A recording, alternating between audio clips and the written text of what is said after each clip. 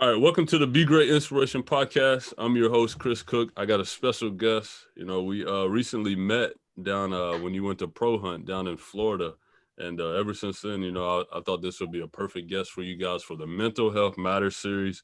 So at this time, I would like to welcome Gabe Love. Welcome to the show, man.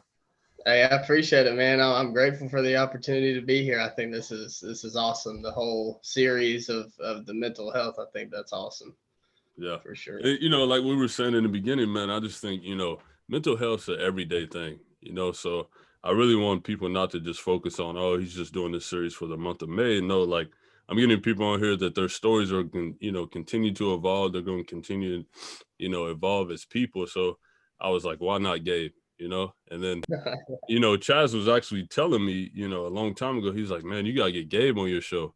And I was like, Gabe, I kept wondering, I'm like, who is Gabe? And then that's when we finally met at Pro Hunt. And I'm like, oh, man, like, I got to get you on. I didn't realize we graduated the same year, 2014. Oh, okay, that's crazy. Yeah, I graduated from West at 2014. And then you Okay. graduated from, Farragut from 2014. So, just speak on, like, what was it like growing up in Farragut, Tennessee? Yeah. So I mean, it as my childhood growing up, there was a lot. I lived in a neighborhood where you get home, get off the bus, and like everybody's out. We used to all play football and basketball, and just I mean, we were out till mom tells us to be home and stuff like that. Right. I mean, I really did. I had a blessed childhood. Nothing like, really ground shaking. I mean, to be honest with you, Right. and like, I was kind of a spoiled kid. Really, I was like the younger. I was the younger sibling, and like, you know, uh, just a mama's boy. Stuff All like right. that. So, so it was good. I mean, I was always playing sports. I started off with gymnastics when I was 5, and then, I like begged my mom to play football when I was like 7, Yeah. and then like I swam on our neighborhood swim team. I mean, just any sport I could do. I was doing it. So So you was involved in everything. yeah, So yeah. I you mean, was like pretty a much. little Farragut legend. Yeah, everybody see Gabe Love like, man, I just seen him at a football practice. Now he's at swim practice. Now he's at gymnastics. Man, you Yeah. was you was everywhere, man. Yeah, it was funny. So that's like where a lot of my friendships started, and um, it was hard because I went to an elementary school called A.L. Lots, Oh, and as soon I was like, there was like 5 of us that were only going to Farragut, and so like all these kids that I had grown up with and played sports with, they were all going to West Valley and Bearden, right. and then I was kind of I had known some kids, that did go to Farragut, but it was just it was different. And I'm a real shy kid when I was young, Yeah. and like it's weird. Like I was brought up. My mom being from Europe, she's all about manners, manners, manners, And so and then you have my dad who's from Alcoa, Tennessee, So Right. it was just like a just two different type of worlds coming together. Yeah. um, but yeah, I was real shy, and a lot of that I find stems, into my story because I had a lot of fear. Yeah. Um, as a young kid, if I didn't know you and wasn't really really close with you as a friend, then I wasn't really speaking a lot. I wasn't talking a lot unless I was talked to, Right. type of kid. And I'm Yeah. sure people thought I was just probably weird, but if I'm like around people's parents, manners are on point. But when it's just me and my friends, like, just I'm just a regular goofball, like Right. that's just who I am. Yeah. Yeah, man. I can definitely speak on the mannerisms. Growing up, that was huge in my family. Respect. Yes, ma'am. No, ma'am. Yes, sir. No, sir. Yeah. That was just like what we did. And I think for me, I could definitely relate to the fear stuff because as a kid growing up, I used to have seizures. And so my self-esteem, that was one of the things that I really struggled with growing up, was my self-esteem. So I can, definitely relate to that. And then, man, I went to 11 different schools, like K through 12. Oh wow. Yeah, so you speaking of like, kids going to Beard Middle, kids going to West Valley, kids going to Farragut. Like my you know, avenue of life always changed as a kid. Like there was never a time where I was in like a set school, like, because my parents were moving. My dad was getting jobs, so we were moving everywhere. But yeah, man. So I can definitely relate to that. Once you get in that setting, you're like, these are gonna be my friends forever. And Yeah, then, you come home and then mom or dad are like, hey, we're moving again. And it's like, okay. that's So tough. yeah, I can definitely relate to that. So speaking of that life change, like when was there a moment like in your life, growing through the fear? Like when was there a moment where you were like, this is just who I am? To be honest with you, I like to call myself a late bloomer on it. Um, Yeah. and it all came when I played sports is when it really came out. Is when my fear, like honestly, when I look back, like my fear pretty much like crippled me and like was what was responsible for me being on the sidelines. Right. Because when I was younger, I played with people and coaches were always telling my parents, like, if it would just click, he could take over a He game, got it. you know? Yeah. And, I always had this fear. And when I ran the ball when I was younger, but part of me running the ball was because I didn't want to get hit. Right.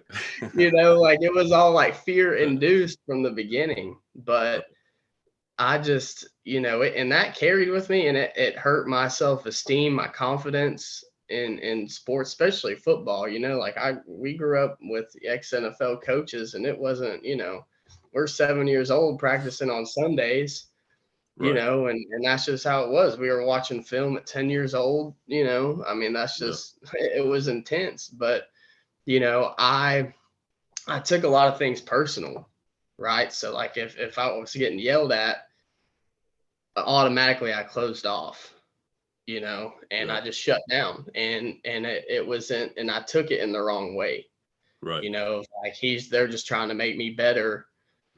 And that stemmed out to really a lot of my childhood, like I was kind of closed off, I guess. And it yeah, fear crippled me in that area. And I'm big on stuff that, like all this mental health, it carries over just in general life. It carries over to every aspect, Yeah.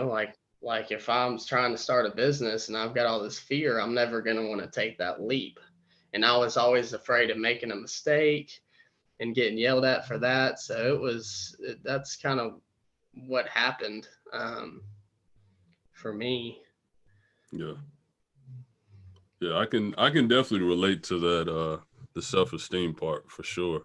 That was one thing that people always told me I was skinny. You're a skinny kid. You're skinny as a rail. I always heard all those things. So, I went through college, man, and it was. Now I look back at it, it was definitely an eating disorder because my whole focus was to put on weight, put on weight, put on weight, be big, be big, be big, and I was never really focusing on my own inner like this is just who I am. My whole focus, like so going to college was, man, my coaches were always like, you got to do this, you got to put on this amount of weight, we need you at this number when you come back. And man, I remember some nights, man, I was sitting in my dorm and I'm like, I drunk 3 shakes that day, hey, 4 pastas, man, I put on, what was it, like 25 to 27 pounds in 3 months. And Jeez. now I look back at it and I'm like, whoa, like mentally, I was so focused on getting that stereotype of everybody saying, Chris, you're so small and you're so skinny, that I wasn't focusing on like this is super unhealthy. Like this is Right. not, so it became an addiction. Like my addiction was getting to that certain weight. And then that addiction led to other addictions. So, speaking of addictions, man, like how were you like introduced to pills and like how did that play a role in your life? Yeah. Yeah, I'll start from the beginning, really, Yeah. because from like childhood into middle school, eighth grade, and freshman year, I was your typical goody two shoes type of kid. Yeah. I mean, I was, and Yeah, I was going to church and small groups and real involved, and like I had a good sense of what God was at that time. And it happened when I had transferred to play to I wanted to play football, and I knew that it was a CAK, and I knew that they threw the ball, and if I was going to get any kind of look, I would have to play slot receiver. So right, I went over there, and it was like summer practices, and I had gotten hit right under the chin in my jawline. And I was like, I seized up on the field, had the wind knocked out of me. Um, and this had been like third concussion that my doctor had said. And he came in and was like, I don't think you should play anymore, and that's all I ever wanted to do. And that right, kind of set it off where I was like, well, whatever, and that's when I played lacrosse and stuff. But I really started getting into, I started smoking weed when it was like going into my sophomore year of yeah, high school. And, and really what happened was I did it because I liked the feeling, like I was a shy kid and I thought, oh, this numbs all that feeling. Because I right. was really stuck in my head a lot. Like if I was around a group of people, it felt like I was the only one in the room Whoa, because I was just in my own head worrying about, oh, what is this person thinking about me, or da da da. I was so caught up, and it was and I guess going through high school in that stage is you're really trying to figure out kind of who you are, because you're for sure. maturing, you're growing up and stuff. And for me, I had a hard time with it just because of the fear and caring what people thought about me, and wanting to be liked and people pleasing and things like that. And I figured, oh man, like this is cool, and I'm not nervous around girls or shy around girls. I can just be Right, myself, yeah, and that's kind of where it kicked off is, I was, I mean, I was smoking a lot. And, and I kind of just took it and ran with it. And when I look back now, I realize like it was starting to become before everything, and yeah, I went from smoking it, and it's all fun and games, and then I'm selling it. And right, I probably started selling it when I was like 16. yeah, And, it I was the kid that everybody knew to come to, right? I was right, that guy. yeah, And I thought that was I was like, this is, it was so cool. I'm the man, that everybody knows who to come to. right, And of course I'm 16 years old, driving around in the summer. I've got, the money, partying, all this other, just the lifestyle. And yeah, it started becoming to the point where I was putting that over sports. I was putting that over any responsibility.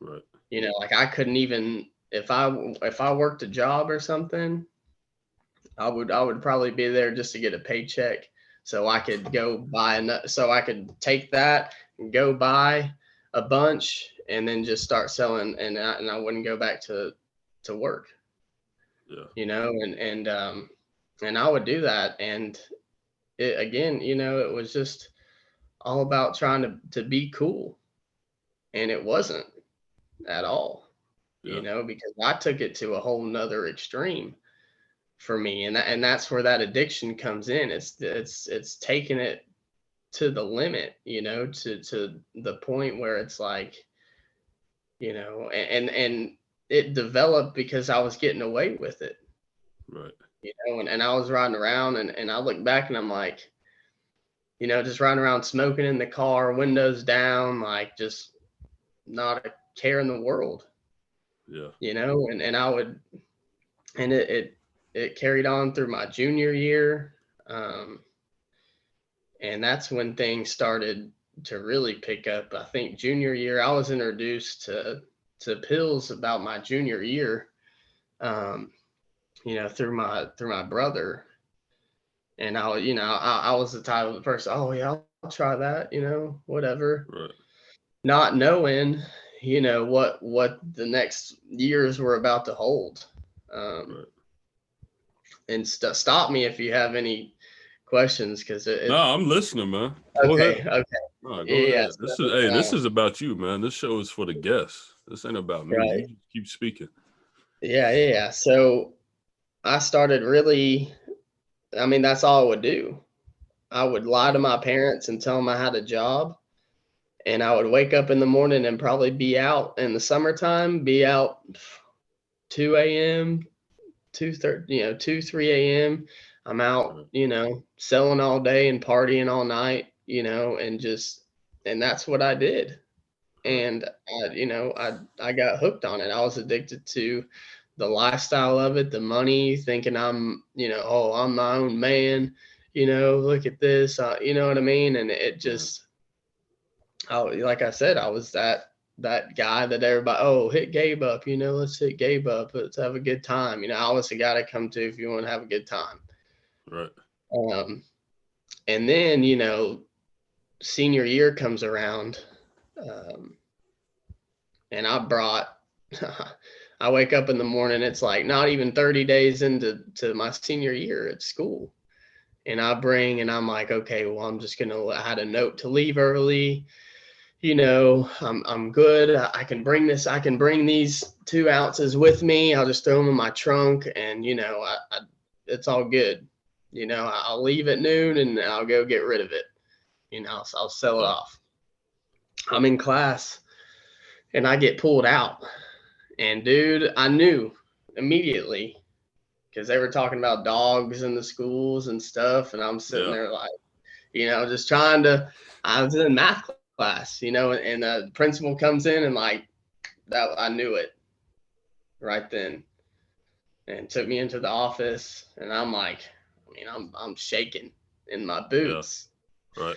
and we get in the office, and we go down to my car, and I tried to sit there and lie, and that's the main thing too.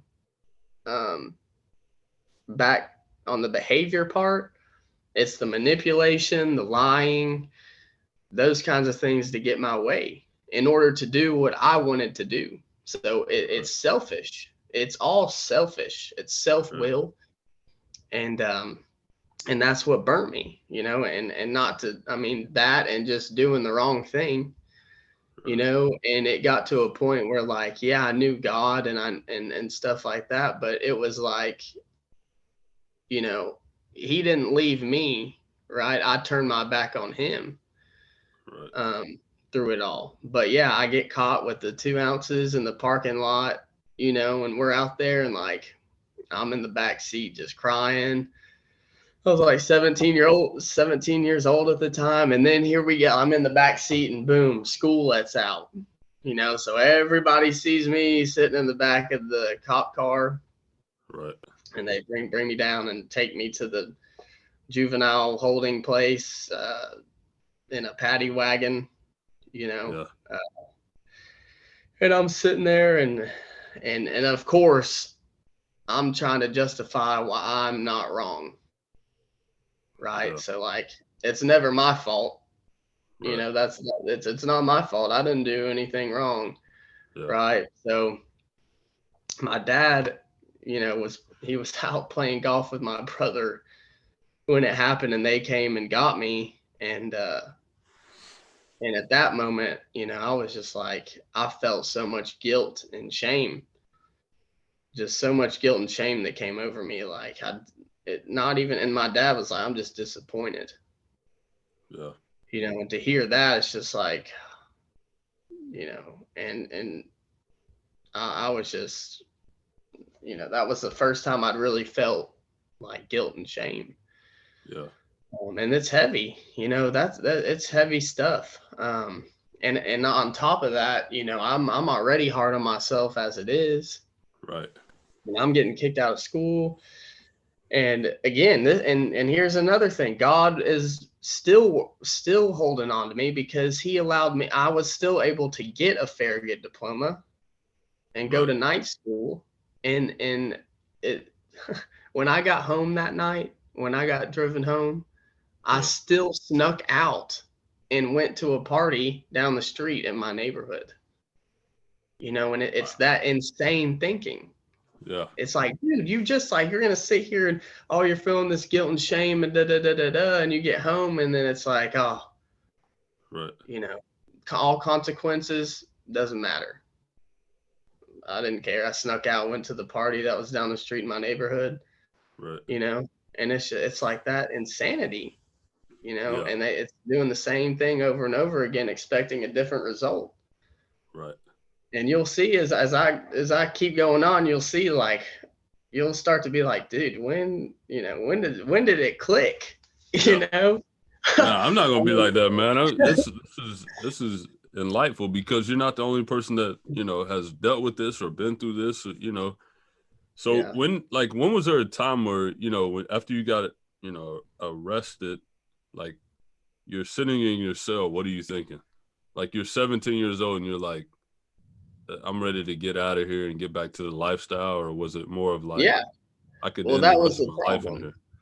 Yeah, that was the problem, right? Because I could always find my way out of something, Right. right? I was always bailed out of situations. Yeah. I didn't have those serious consequences. Now, at the time, you're thinking like, dude, you were sitting in a juvie cell, yeah. But Right. I still, I got out. I was able to get my Yeah. diploma. So really, it's like I just got some slap on the wrist, Right. And in my head, I'm like, oh, I'm good, like no big deal. I got put on probation. I had judicial diversion where it was supposed to be a felony on my record at 17. And then I had diversion because I'd never been in trouble. And if I just did probation, then boom, you couldn't even find it that it Right. happened. Right. Right. And so I'm supposed to be going to night school.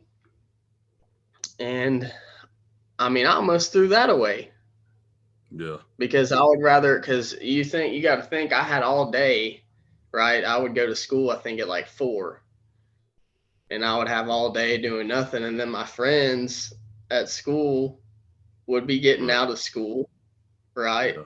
And I would Yeah. just be like, I would skip days, go get high.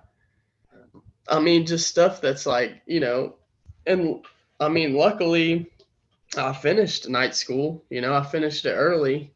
Right. And again, and there's times where like, okay, I'm good. Like I would get in trouble or something and I'm good, a couple weeks goes by, boom, like just like that, what happened with me. And then I'm on probation, right? Right. And I'm having to buy those detox drinks so I can pass my P tests because I didn't stop smoking. I remember one time I remember this like it was yesterday. I was at home and I just smoked and my probation officer calls. I mean, literally just smoked.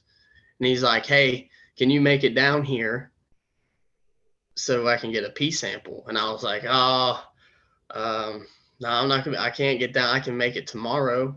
So and Yeah. again, lying and manipulating the situation Right. so I can cover my tracks and go Yeah. get a detox drink and pee clean. Yeah. And so it's like the insanity and the emotional distress that I put myself through by the decisions I had made. I Right. mean, just I remember what it was like waiting for court, knowing you got this court date and just anxiety through the roof, can't sleep. And then I would get high so I didn't have to go through that, you Right. know, because I didn't want to feel that. I didn't want to feel my emotions Right. or feel the guilt and shame of the consequences of it all. Yeah. And so, I got kicked off my lacrosse team my senior year. I emailed them and asked,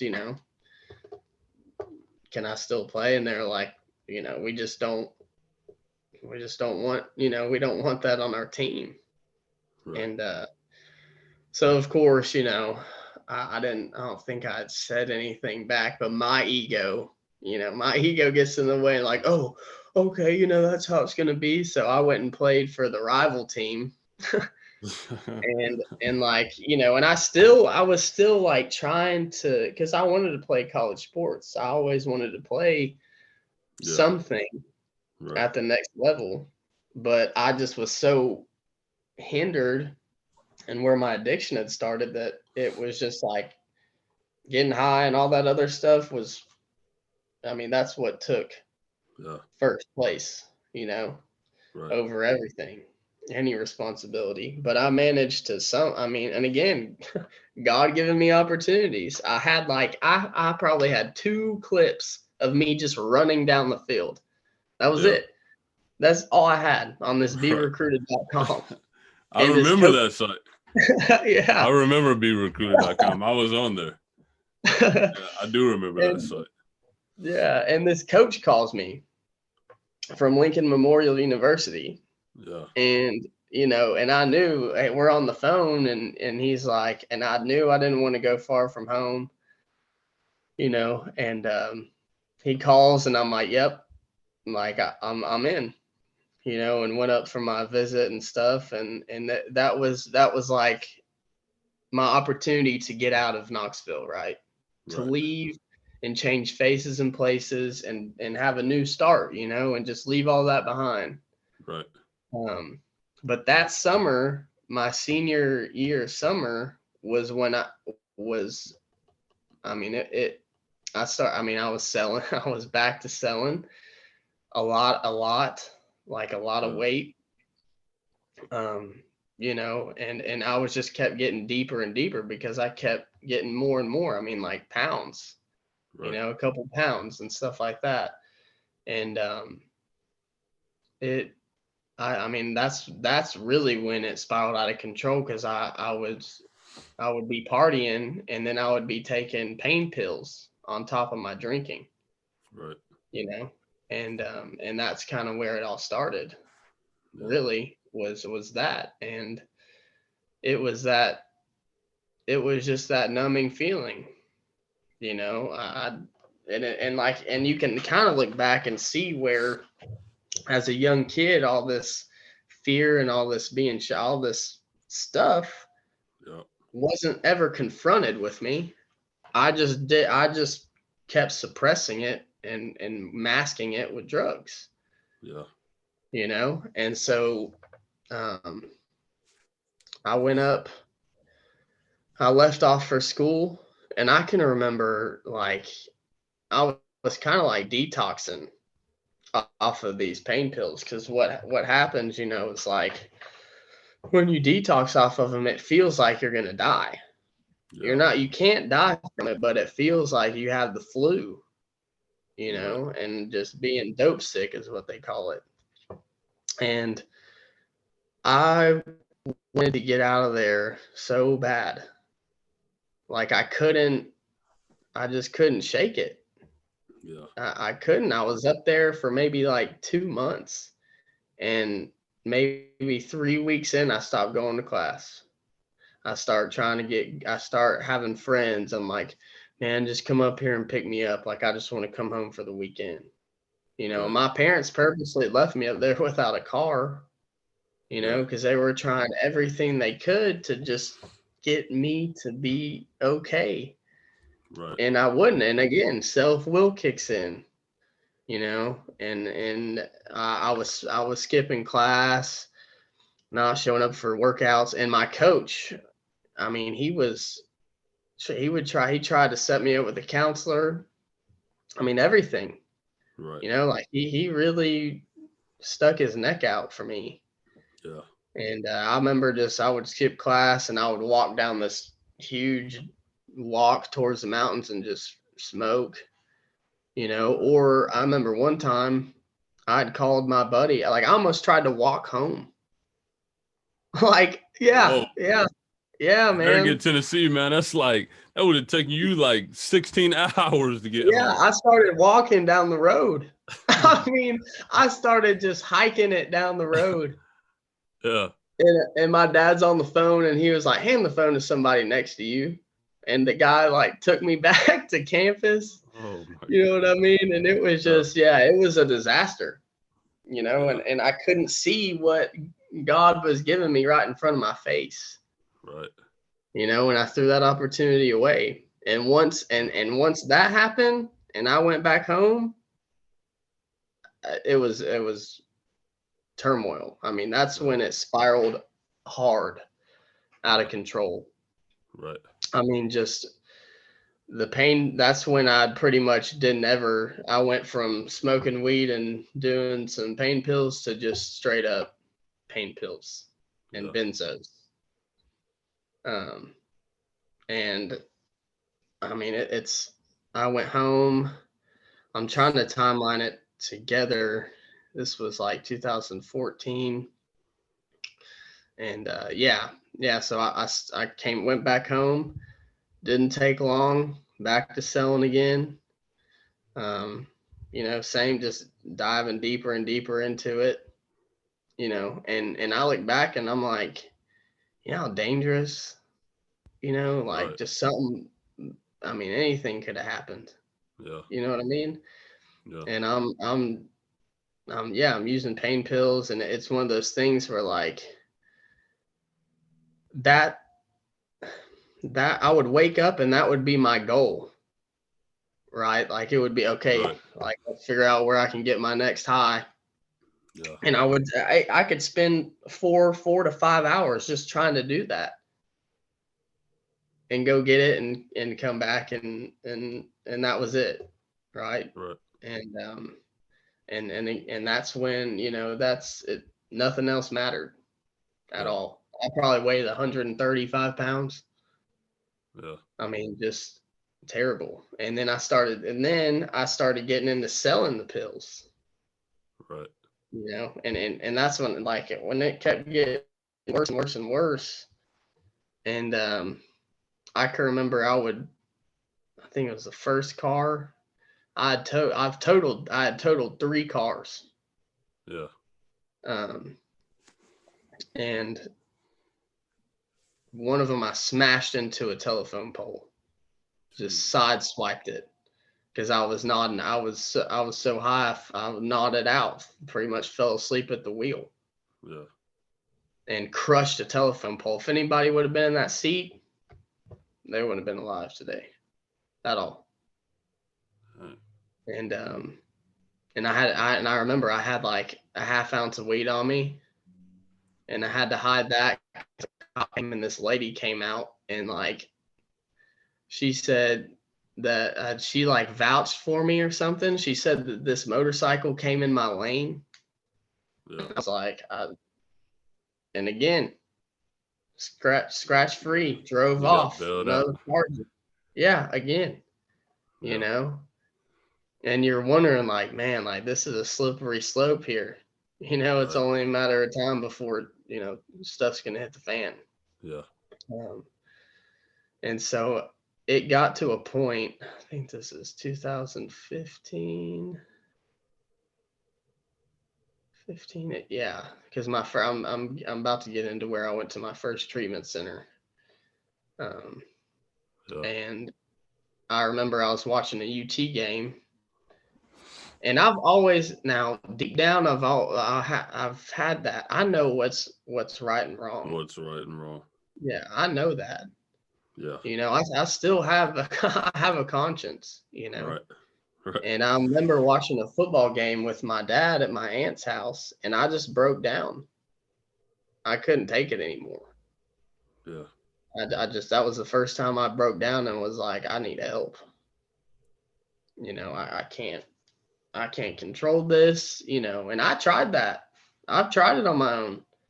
Oh, Right. I'll just do it on the weekend. Like, you see how crazy that sounds? I'll just do it on the weekend. Right. Like you take Monday Like, through Friday off, and yeah, yeah, then like what? you clock in Saturday and Sunday. Yeah, yeah. It's like no, and it never worked like that ever. Right. Or I'll just smoke weed or I'll just Yeah. drink or something. No, because for See, me, oh, go ahead. no, you got to speak on going to rehab, man. So like, Oh yeah, what was it like? Like, was your second and third time different, or like, what for the listeners, what was rehab like? yeah. So my first time when I went, I was freaking out. Yeah. because I'm like, I'm coming off these detoxing off these drugs, and my anxiety's through the roof, Right. and so what happened was they um, bought me a plane ticket out of Knoxville to fly up there. The place did. It was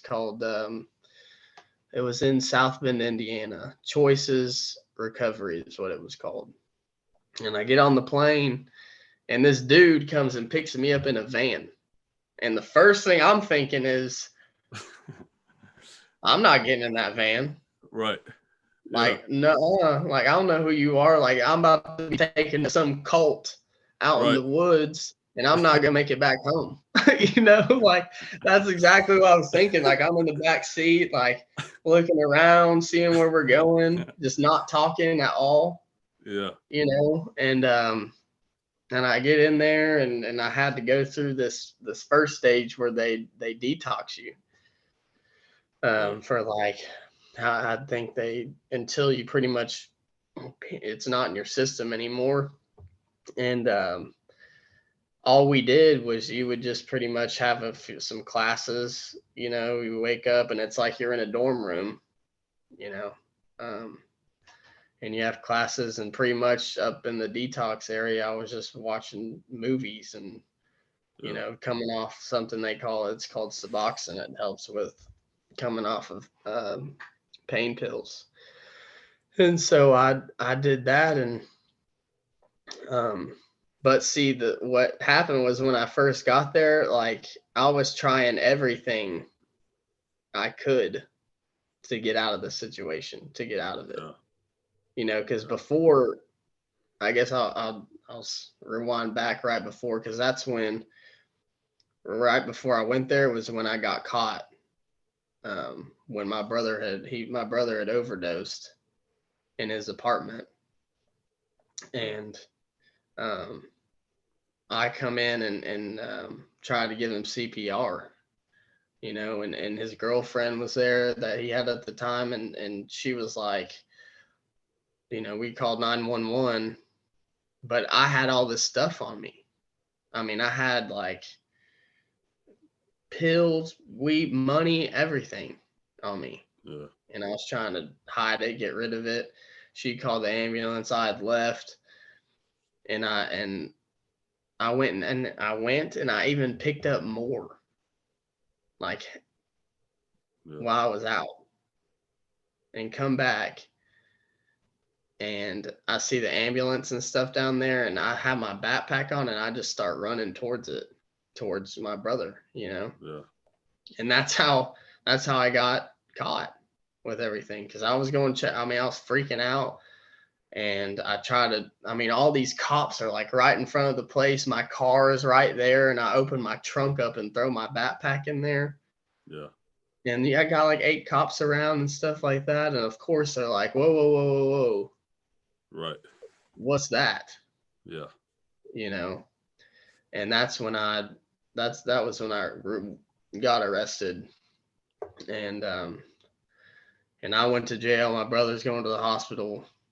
I have no idea what's going on. I'm on the phone in the holding cell, trying to call my dad, my mom. They're at the hospital. They don't know if my brother's gonna even make it. Right. And so I ended up calling one of those bonds, and I get out. And the next day I go and see my brother, and he's got, like he's on a respirator, breathing for him, tubes Yeah. down his mouth. And um, it was, and that right there was like, you know you would think that would be enough to open up somebody's eyes. Right. And God working again. The nurses are like, oh, he's got like a 10% chance to live, and if he does, he'll be a vegetable. Yeah. Yeah. Not even like 5 days later, he woke up on his own, like nothing wrong with him at all, at all, Whoa. at all. Woke up fine from it. Yeah. And yeah, that's when, like, that's kind of what stemmed up to me going to my first rehab. Sorry to jump back. No, man. Hey, this is about you. I said this is about you. Yeah. So then, yeah. So I'm in there, and I'm in the rehab center, and they're telling me, because basically what happened was, I was scared of court, Right. and it would look good on court if I went to rehab, right? It would Yeah. look good on paper if I went to rehab, but I Right. also needed help. So it Right. was like, you know, again, Yeah. running away from my problems. Yeah. And I get there and they're like, oh, you're going to be staying like, I think it was like 90 days. And I'm like, 90 days? Uh-uh. Like I think I was there for 10 days, and you had to go check in with these case that there would work your case kind of thing, Yeah. each patient. And I would go in there, it's like 10 days. I'm like, I'm good. I'm ready to go home. Yeah. Like, I'm good. They're like, no, no, you're Yeah. not. So I tried everything I could to get out of it, to just Right. leave. I wanted to leave, I wanted to go home. And finally, like, you finally hit a wall there to where I was so exhausted of trying to get out of it to where I just had to surrender. I was like, okay, I'm here, whatever, you Yeah. know.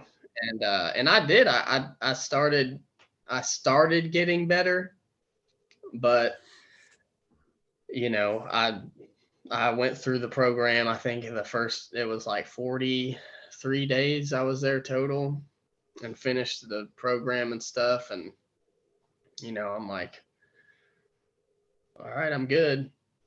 You know, Right. that's what I think. Oh, I'm good. I'm Yeah. good because I got this on paper and I can show it in court. Right. Yeah.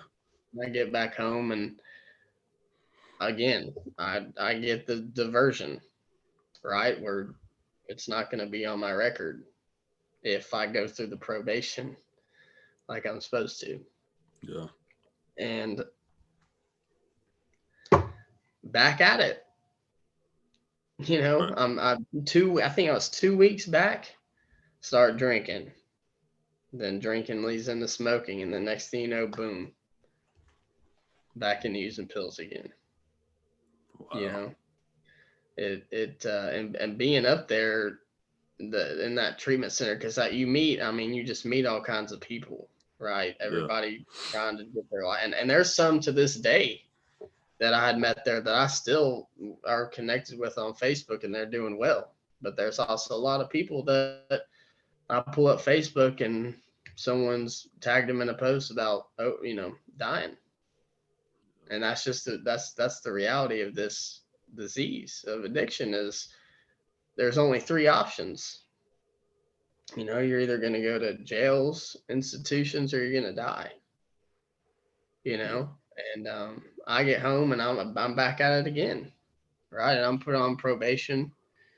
Um, and let's see, I'm trying to think. Yeah, I put on probation. I can't get clean. The probation officer I had knew. I mean, he knew addiction and stuff like that, and he Right. was trying to help me. He was like, look, and he was like, look, like, just, I want you to get this. And I had that same Yeah. problem where I couldn't pee. I just couldn't stay clean. I Right. couldn't do it. And it does. That's the thing about addiction. It doesn't discriminate at all. It doesn't care what kind of job you have, how much money you have, Nothing. none of that at Yeah. all. I mean, the stuff that I had did to get high, just grimy stuff. I mean, Yeah. just manipulating my parents, lying, stealing. I mean, all of that. Yeah. That's the truth. And I'm not going to sit here and hold back on it. I did those things. Right. I did those things. And I would use, so I wouldn't have to think about the things I did to get, it's like this vicious cycle. Yeah. And it never stops. It doesn't stop. And like I said, you're either going to die, or going to be in jail, or you'll be in an institution.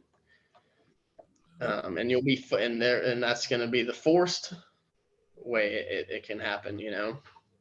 Um, and I think I had gotten back this time, and I totaled another car when I was back, because every time I had, you know, this first time go to rehab, get back, relapse, it was Yeah. twice as worse Right. than the first time.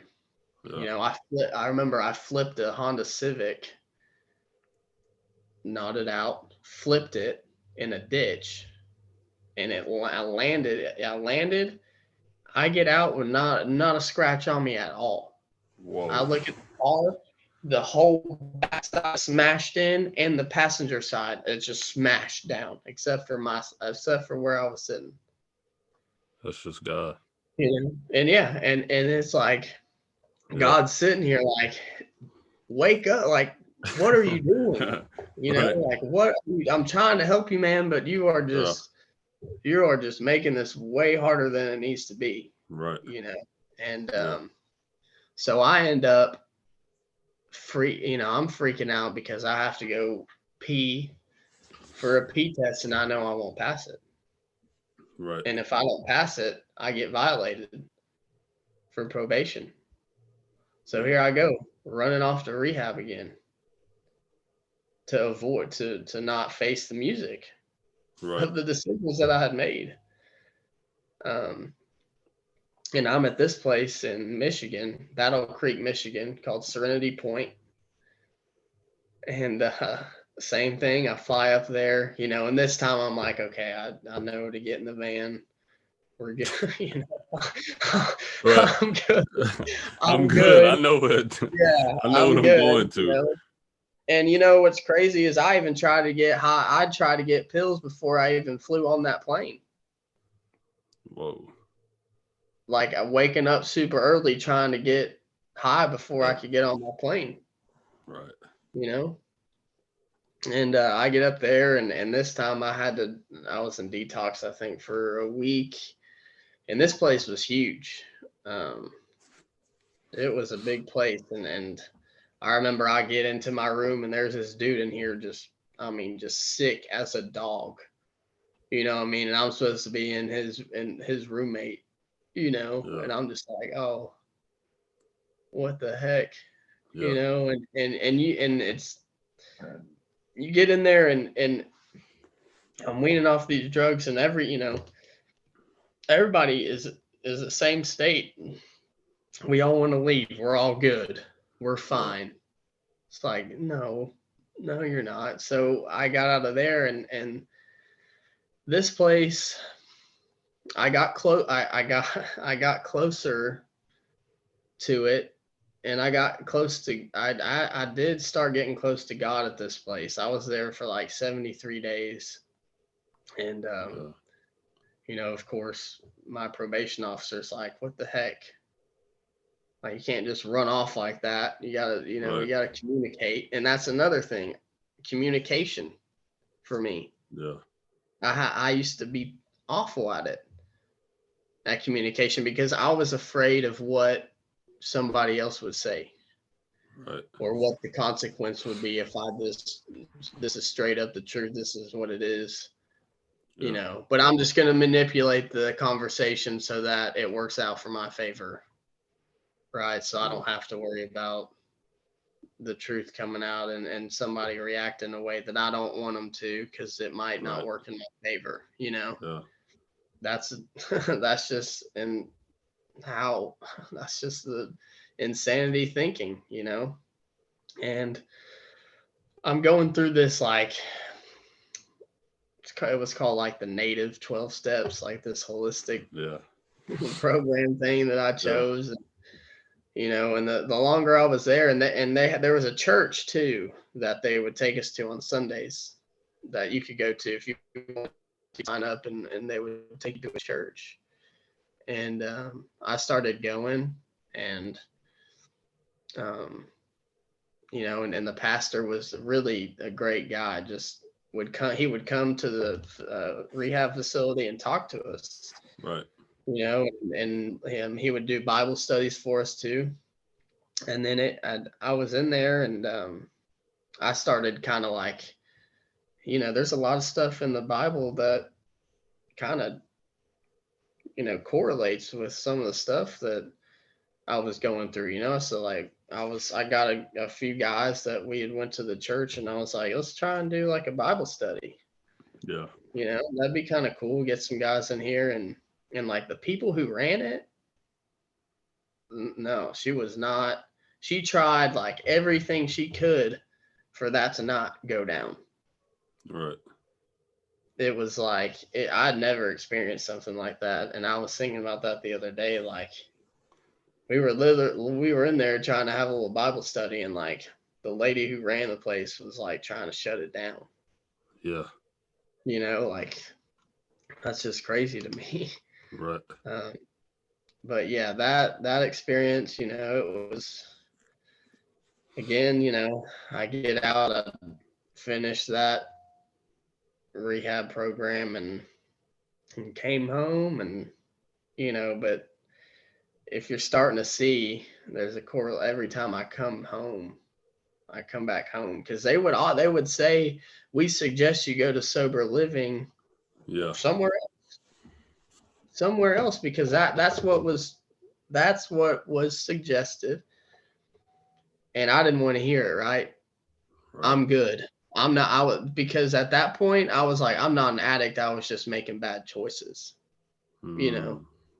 right? That's where I was at in my Right. head. Like I'm good. Like y'all don't get it. I'm good. Now that I don't have the drug, I'm not using the drugs. I'm good.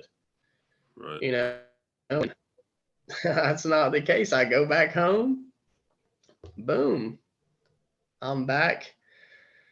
I got a job with my uncle in his landscaping company, and I did do that. I was able to hold a job, and I work and stuff like that. And I think at this time I was 19, yeah, 19 or 20. I think I was 20. I was about to be 20. I can't 19 or 20, but so I'm working, and I had met this guy in my treatment center, and we were real close.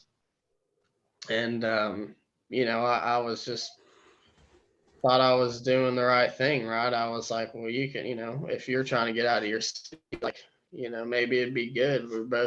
We both went to treatment together. Come down to Tennessee, you know, Yeah. and it's like you already know, if you're listening, you're like, why in the world would you do that, right?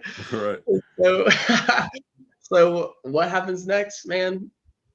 We started using, Yeah. you know, we started using back to pain pills, you know, um, and I was able to get through the work week.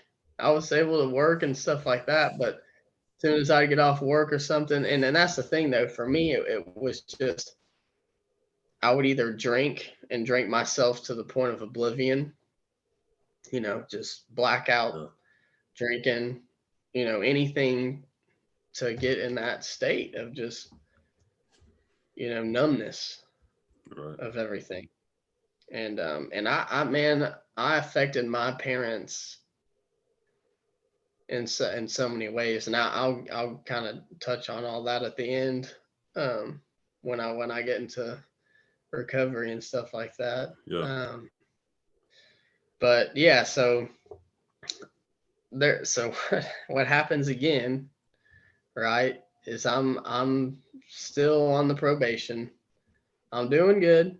I'm doing okay with it. Um, and then once the pain pills came back into the scene, I remember a night where I'd taken them. I yeah, I took them, and I like pretty much stopped breathing in Yeah. my house. And my brother and the kid that had came down, like they were trying to bring me back, and I came back too. I go to bed, literally wake up the next day and go get more. I went and got more. Yeah. And I was probably still high from the night before when I woke up.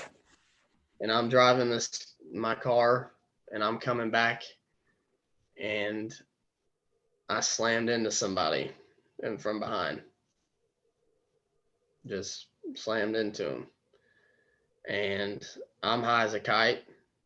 I get out and the first thing that I'm thinking is I'm going to jail because I'm on probation. I can't, and I'm trying to sit there and I exchanged the license with the guy. And then I get back in my car and I drove off. I drove off Yeah. and I floored it back home. Tried to park my car in the garage and like I'm laying down in the house and I'm thinking like I was so out of it. I'm thinking I'm good. Like what? Yeah. And next thing you know, state trooper comes knocking on my door and says they're looking for me. Is this, blah blah blah. And here I step out and she's out there. She pulls me out. I start doing this field sobriety test, and um, I'm trying to sit there and lie. She's making me do this balance stuff, and I'm like, oh well, I hurt I'd hurt my knee from playing sports, and that's why I can't. Yeah. What again? Whatever I can to try and manipulate my way out of it. Right. And she was having trouble with me. She was having trouble with me. She called for backup, and this is, mind you, this is right in front of the house in the neighborhood. Yeah. So like this is on display for whoever was out there at the time.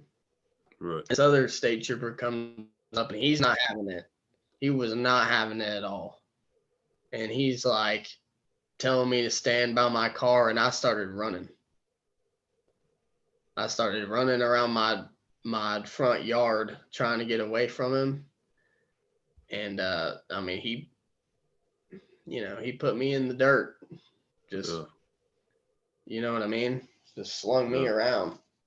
And I was arrested. And somehow I bailed out because that shouldn't have happened. I was on probation. I just Yeah. violated probation. That's like a year in prison right there, Yeah. you know? And so this is where it really hit. It started to click in my head because I couldn't get out of this. Right? There was no running away. There's no manipulating my way out of it. I mean, this was it. Yeah. And I get out and I had to turn myself in. My probation officer was like, look, I think it was like Labor Day weekend in 2016. And he's like, you got to turn yourself in on, I think it was after Labor Day or something like that.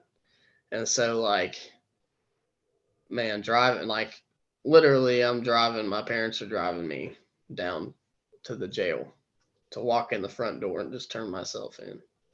Yeah. And it's like, I mean, I was scared. I mean, that like I was scared. I didn't know what was going to happen at all, Right. you know.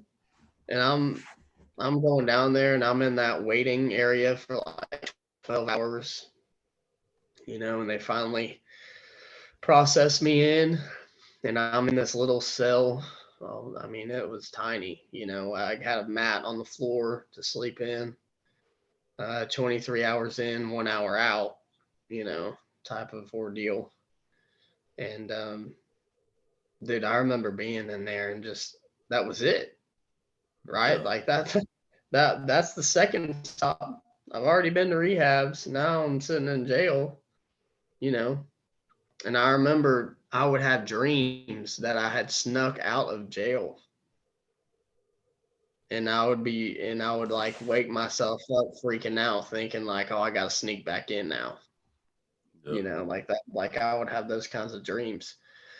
And I would the only way I could fall asleep was like all I did was just I would sing like worship songs Yeah. that I knew from when I was a freshman, like in small group and going to Wednesday night churches.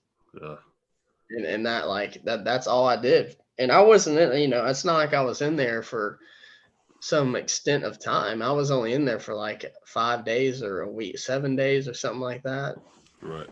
But it was enough for me. It was enough of that rock bottom right there was enough for me to be like, holy crap, like I'm either gonna be in here for the Right. rest of my life or I'm gonna end up dead. Yeah. And I'll never forget they woke me up to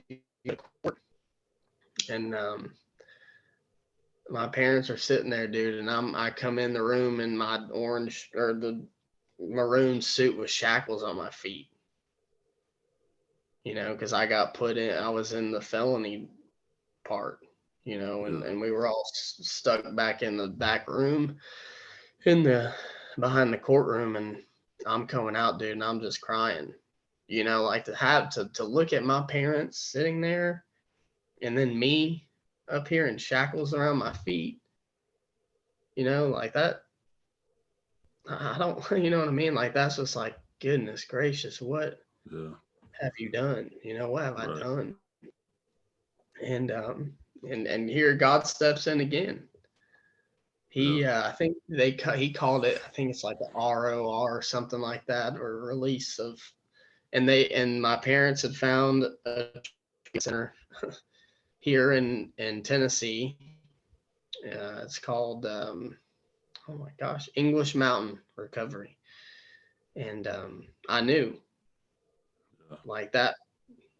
At that time I was ready, you know, Right. because um, I get out and there was no going home. My dad picks me up and takes me straight to Blunt Memorial Hospital, where I was in their detox department for a few days.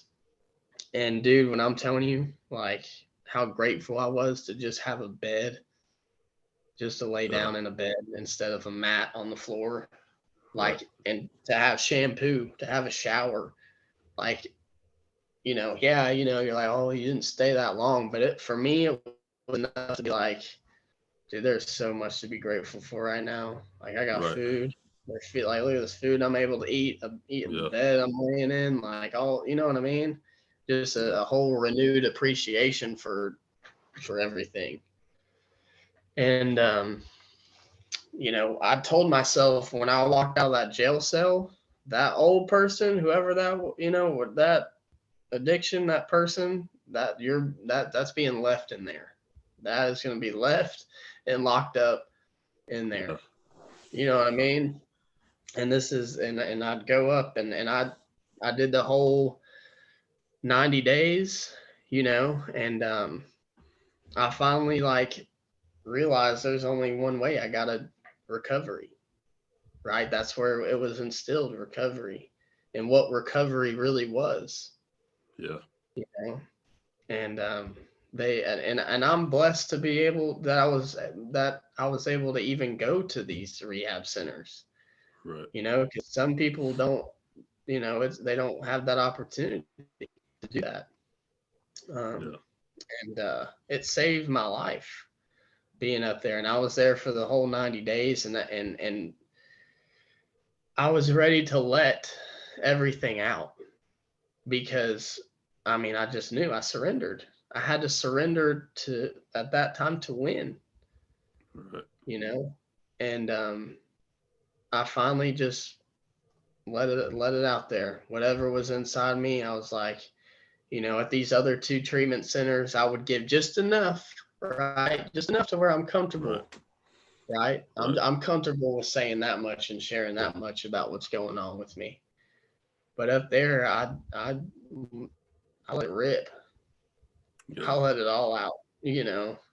And the relationships I built with those guys up there, you know, they would take us to meetings, off-site meetings and stuff, and really just instilled in me, it was ask for help. Ask for help. Communicate. Nobody can read my mind. They don't always know what's going on. How can somebody help when you're Right. not telling it all? Telling it all. So I took these suggestions of going to a halfway house, sober living in Nashville, and actually a few of the guys that I was up there with, they were down there too. They went to the same halfway house, and which was cool. That was awesome Yeah. having people that that were already down there and kind of established, and that that was an experience too. Going to Yeah. the sober living house, I'm like, man, like, and I didn't have time. Like, I didn't even go home. Like, I just Yeah. went straight from. My dad was like, we're going straight from here to Nashville. No Yeah. stops in between. You know what's so And amazing, Gabe? Is that what's that? is you know it goes. You can go all the way back to ALL lots where you went to elementary school, right? And all y'all split up, but five of y'all went together. And that Yeah. just brought me back to your elementary. That you know you went to the place LA. What was it? The place in Gatlinburg, Oh, English right? Mountain. English Mountain. So you went to English Mountain, right?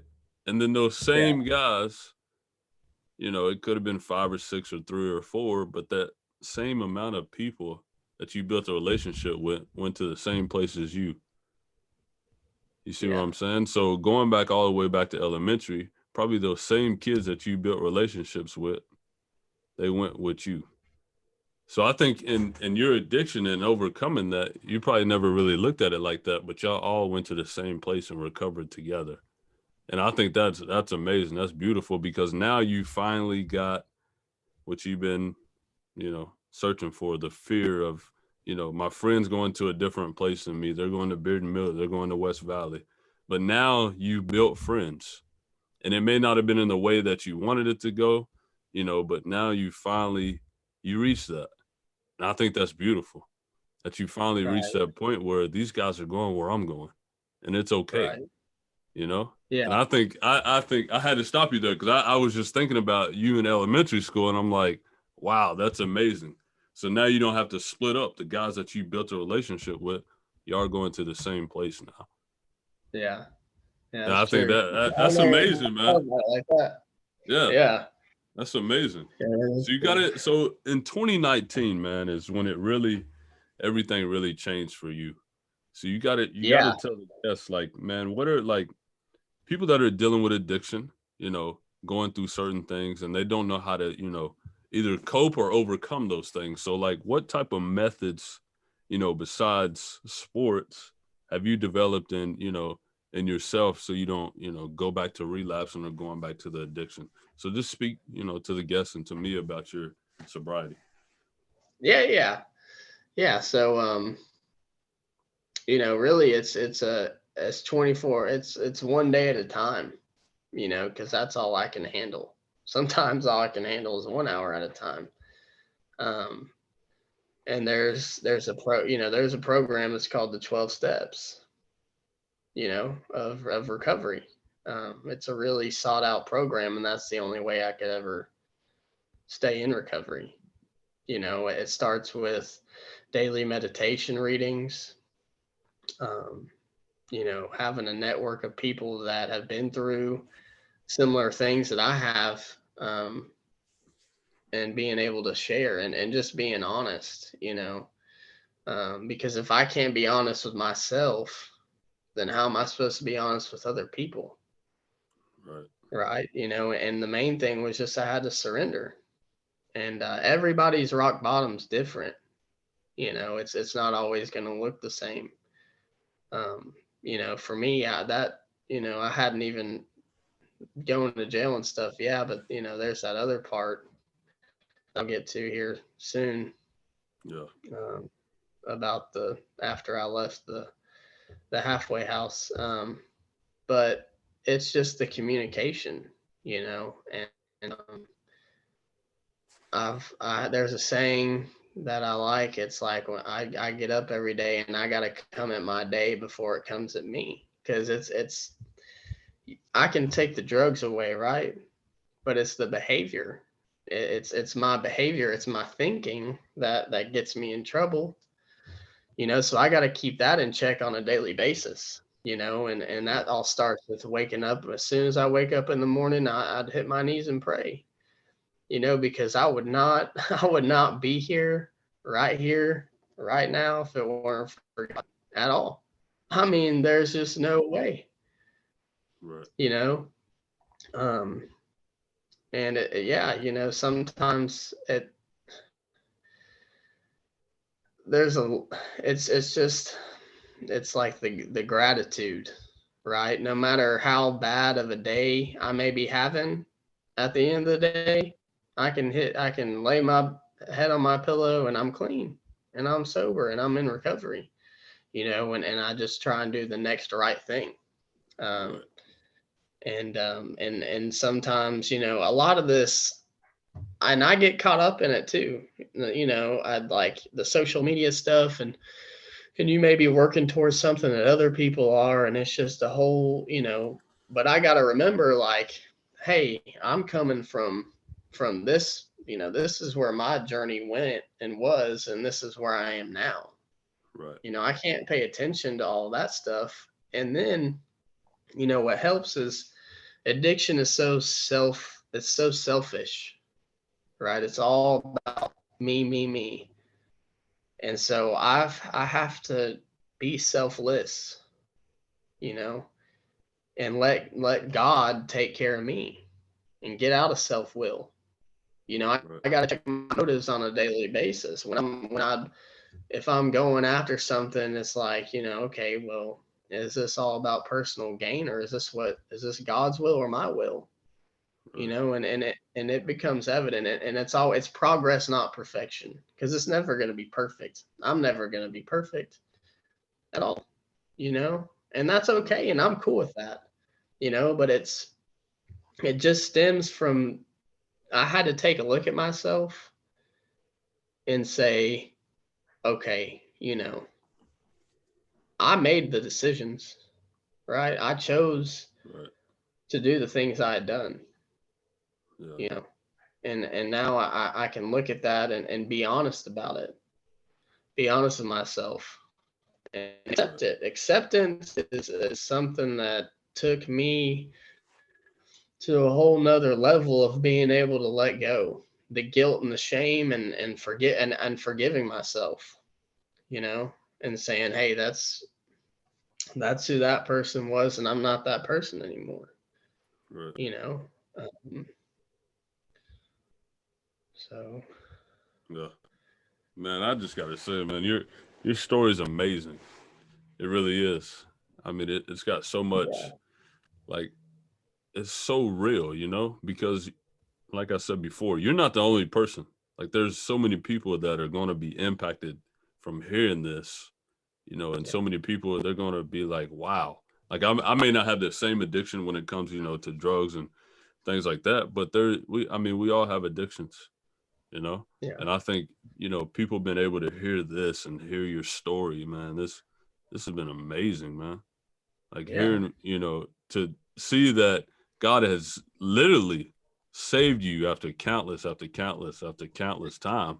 And now you're able to sit here and tell your story, and I think, man, just keep being you, man. Your story's amazing. And I think a lot of yeah, people really need it. No, I don't think, I know a lot of people need it, because one thing, I was listening to you now and I'm like, wow, there's a lot of things that I put into personal gain.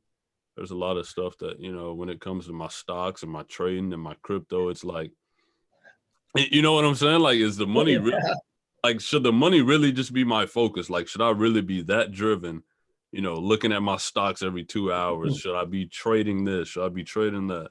I mean, now recently, man, I've got addicted to Canva, where it's like you don't really look at it, but you're like, I sit countless hours on Canva making templates, making designs for my business. And it's like, it's yeah, little stuff like that where I miss out on other things, you know? yeah, I miss out playing with my dog. I miss playing out, hanging out with my girlfriend. And it's like, because I'm so addicted to Canva, and it's like that is just a little addiction. There was a time where I spent probably 9 hours a day on my phone.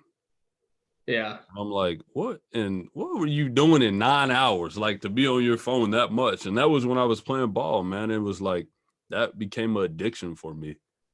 I was comparing myself to other athletes, and I'm like, you're just not them. You're you, and they're them. Yeah. And so like going into your story, man, like I think it was amazing, bro. Like your Yeah. story, like I'm not just saying that, man. Like your story has purpose. It's got planning. I mean, not planning, but it has a plan. And I think that God has opened so many doors that, I think, you just your story is amazing, bro. So I Yeah. want I want you to speak on like everything that you've been through up to this point at this certain hour right now. Like, what do you want people to learn from your story? Yeah. Yeah. And I wanted to finish it real quick. No, you go Uh, ahead. okay. Cause after I was in the halfway house, right, I'm trying to get clean and that experience. And I had to get used to riding the bus, every day to work. I'd never done that. It was a humbling experience, to be Yeah, there. And I was pretty much having to learn how to live in society again, pay rent once a week, and all that kind of stuff. And right. then the March 13th, 2017, I'm getting clean, and that's when my aunt and uncle showed up to the house, and I'm like, I'm getting ready for work, and they sat me down, and they told me my brother died, um, and that was like in that moment, like I didn't know what to think. Like, is this real life? It's happening right now. I started crying, and got in their truck and drove home. Um, and that was that hit hard. That Yeah, was like that, because there was times where, like, you know, I had so much anxiety. I'd be laying in bed, and then I would like, he's actually gone, and I would get anxiety attacks in my bed. And there was nights I cried myself to sleep. I'm not gonna sit here and lie about it. It was tough, man. And people kept trying to tell me like, "Hey, it's cool to not be okay," and I'm like, "I'm good. I'm all right." And the yeah, ego starts coming out like I'm fine. I wasn't fine. It's like your world stops, my world stopped, but everybody else's kept going. It's good for a minute. You got a bunch of family coming around for a week or so, but everybody goes back to life. Life keeps going. And there was a time, it's like I was just waiting to just walk in the door, and it felt like that for like 3 weeks or a month. Like he's just gonna walk back in the door. And the craziest thing about it was we had people over a few days after, and there's this we have a sunroom, and the real enclosed, and this hawk. I mean, this hawk is just sitting in our sunroom on a chair, and like hawks don't really just come up into places. They don't just sit right. around and it's like that, Yeah, and so now every time I'm out and I'm training at the field, I look up and there's always a hawk just swarming around, no way. you know, swarming around, and every time I'm like, yeah, that's my little sign from my brother, and it was that was turmoil for me Yeah, after that, because we yeah, we had used together and stuff, but like we were always, he was my brother, and I'll go through the phase of I'm never going to be an uncle, and I go through all that stuff. I'm never going to get to do this and that, and that, and it was tough. The first year was hard because, and my parents are trying to split up at the same time, and divorce, and it's like my whole family was breaking up, you know, yeah, and I just felt alone, and I never went back to using pills, but I would go out and party and just drink and drink and drink and drink, you know. And I was a server at the time, I was working, I was able to work and stuff. I was functioning. I'll put it like that. I was functioning, but I was a mess. Um, just angry. I was mad at God. I was angry with God. Like why? For a while it went on like that, and it's tough, but the only thing that helped was time. That's the only thing that helps, and I um finally there was the last night I went out. I was out till like 3 a.m. and I'm riding home in this Uber, and I'd never felt my spirit broken like that morning. Like it was so quiet, and I'm just my head's down. I'm on the way back home from this long just night of partying and stuff, and I'm like, I give up. You know, I can't do this. Finally just so that was it, because yeah, I've things happen to me, in a physical sense of being in trouble and stuff, but my Right. spirit, that that was the lowest of lows of all time. I've never been that low depressed in my entire life. It's all fun and games, um, until you just never know what someone's going through at all. And it's all fun and games. You're partying, everyone's having a good time, but you just don't know what's behind all that. And for me, it was just depression, anger, grief, whatever. Um, and I would, it was a lot of, it was an emotional roller coaster. Um, and in November 2019, it was crazy how it worked, but I knew, right? I had known about recovery from the past rehab I went to. I know, about the 12 steps, and I know. So I have all this recovery in my head and deep down. I know I got to get back into the rooms. I got to get back to Right. my meetings.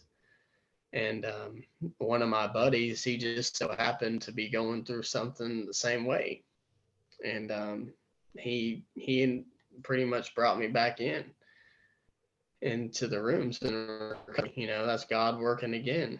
Um, Yeah. and so after that, now I'm in recovery, about over a year and a half now, and it's given me everything back and more. My relationship with God, everybody's is different because we all go through different things. Right. And I had an understanding of what God was when I was younger, but now it's a personal. It's me and Him. It's me and Him. Um, and there was a lot of things that I did.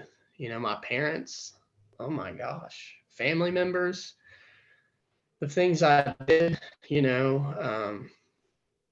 It's just it. I say that I have to recover, but like they did too. I wasn't the only one making bad decisions and stuff. As like, and I wasn't the only one being affected. I left Right. a wake. It's like a tornado that comes through, and then there's houses and everything just tore all apart. You know, Yeah. um, and but the bright side is, and there's people that I may not ever be able to apologize face to face to, or whatever it is, but I can make a living amends and know that me living the life I'm living is you know I can do that. um and it's just, and the bright side, man, recovery gave me my dream back, to play. That was my dream when I was 7, to play football, and God, gave me the opportunity to do that. um to get back into. I just felt it pulling at me. That was my thing, Yeah. was like a healthy avenue was training, working out, you know, healthy body, healthy mind, all that for me kind of correlated into one. It just, Yeah. that's a lifestyle. Recovery is a lifestyle. Health and all this working out, it's a lifestyle. And it's not easy. It's not easy to change. Otherwise, everybody would do it. You know, Yeah. and that's why I have so much respect for people that are trying their best to change, because it's not easy, and it's a daily process, and there's going to be, like, I make mistakes all the time, right? But I don't have to Right. make the same mistakes, and I can own up, I can let my Right. ego down, Right. and say, hey, you know what, I don't know what I'm doing here, Yeah. and I'm cool with that, and that's okay, because now I like to learn. I'm cool with not knowing everything. I don't want to know everything, and that kind of thinking and recovery for me stems into everything that I try and do, right? So whether it's being trained and playing receiver, or anything, and Right. keep an open mind. I had a closed mind before. I was right, you were wrong. I don't want to hear you. Don't, whatever you say doesn't matter, because I know I'm right. That's the kind Yeah. of arrogance me I had in addiction, and so I can't. I don't have to live like that anymore.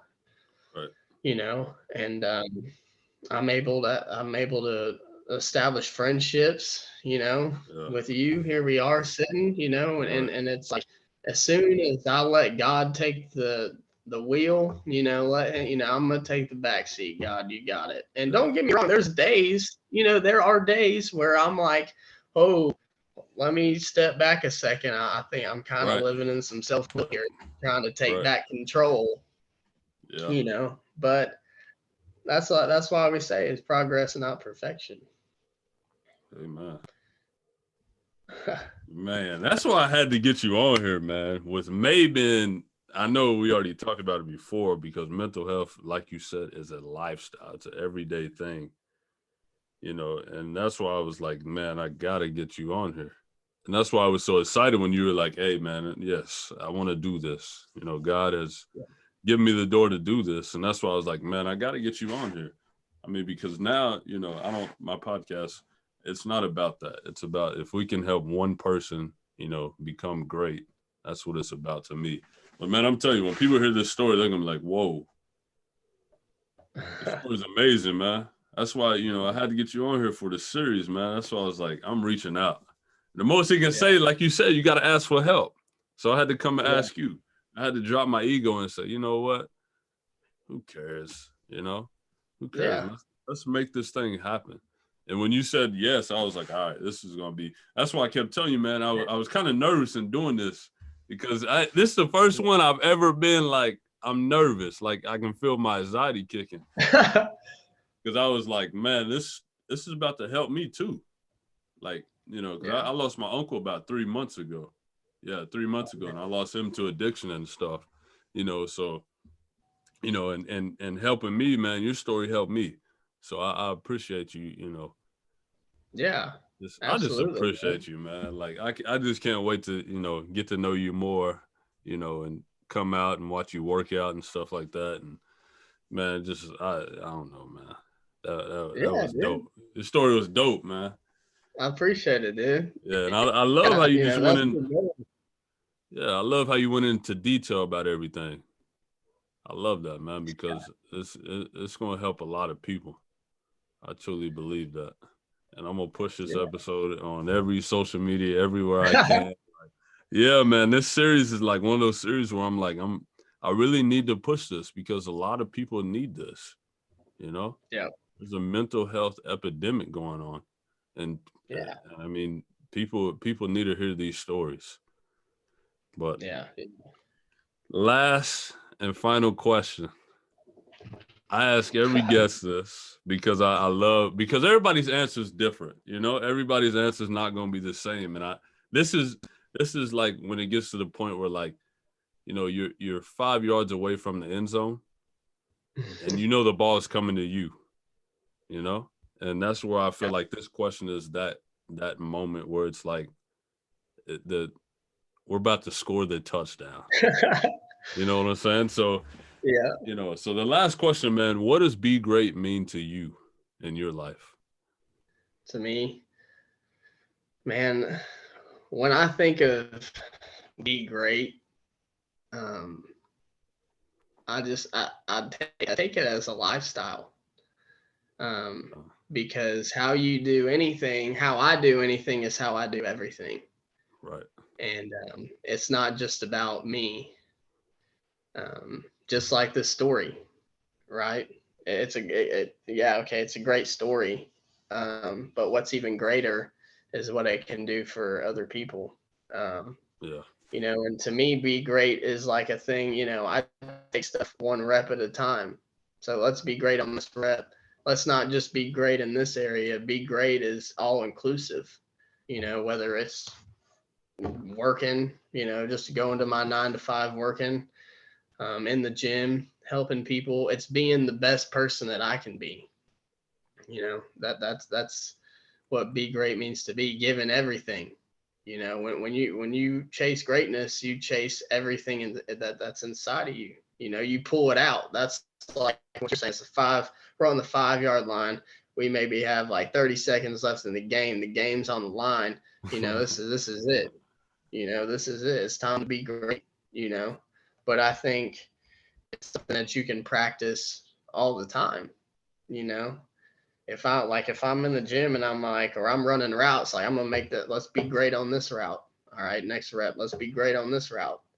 So it becomes a habit of Right. of everything that I will do is to be great. And to inspire other people because I wore this shirt into the bank the other day, and the lady was like, she was like, I love your shirt. That's why I think it's more than just a shirt. It's way more than that.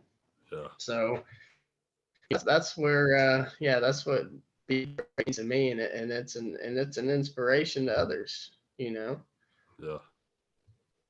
Man, what an answer. It's just like you, man. Amazing. Your answer is just like you. Amazing, Gabe. Like, I appreciate you, man. I really do. I Yeah. appreciate your story. I appreciate your answer. I appreciate your presence. I appreciate you. I'm giving you your flowers right now. People Yes, always like, sir. make sure you give them their flower. Like it's too late. You can't. They're gone now. Like I'm not gonna come to your funeral and then hand you your flowers. So I'm gonna give you your Yeah. flowers now, man. I appreciate everything that you are, man, and who you are, and the man that you're becoming. And I know, like you said, it's a challenge every day, every hour. But I think you're doing amazing. You're doing a beautiful journey. So I Yeah, I appreciate you, appreciate it, man. man.